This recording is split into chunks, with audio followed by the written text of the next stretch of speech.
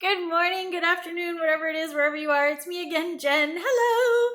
And as I mentioned before, I'm doing something a little bit different this month with the cards. I'm using my grandmother's tarot deck, which is a Rider-Waite tarot deck, pretty traditional, pretty classic looking. And I want to go into kind of maybe the lesser known meanings or the little intricate things that are in the background that we sometimes ignore when we're first getting started, or if we've been doing this a while and we're like, yeah, I kind of forgot what that meant, but it's fine. And I also want to go into a little bit of different modalities, different things that are connected to the tarot, or how the tarot are connected to different modalities and different schools of thought, shall we say.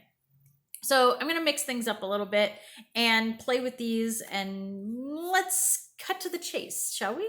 So we've got the Hermit. The Hermit is the ninth card in the Major Arcana.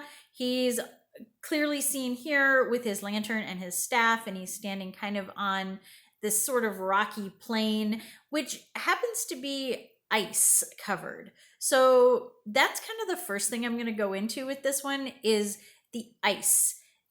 There's two runes that are associated with the Hermit card. One of them is Hagalaz. Please forgive my pronunciation of things. I'm going to do the best I can. And the other is Isa. Both of those actually have to do with ice in some way. So Isa is stillness, is frozen, is kind of either being stuck or taking a moment of reflection, which ice can also be reflective. See? And the other is Hagalaz. Hagalaz is like the hailstorm. So it's ice kind of being chucked at you. So if you aren't taking time to reflect, maybe life will throw you some things to reflect upon. The other modality that is related to the tarot, and in particular with the Hermit, is the chakras, and specifically the third eye chakra. So the third eye chakra, which we have our lantern represented here, which is that guiding light, the divine light, our kind of introspective, but also it sees the things that we don't see with our own two eyes. It's with the third eye. So a lot of internal things, a lot of internal reflection, which is very much what the Hermit is about. The Hermit is about introspection and coming to grips with the things that are inside and the lessons that we've learned along the way and how to kind of process those. So the Hermit in this case is out on these like frozen tundras away from everyone else and taking a moment of stillness, taking a moment to kind of stabilize. And stability is represented by the staff, which, by the way, the rune Isa is just a straight line. It is the staff. So you've got Isa actually represented on the card, which is super cool to me. Hagalaz is more of an H with like a crooked brace in the middle. So I don't know. I mean, I guess you could maybe kind of see it in the light, but I don't know. I won't stretch that one too far.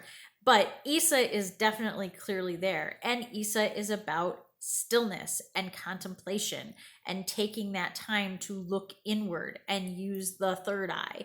So when I see this card come up, it's very much about, hey, did you take a moment to reflect on that?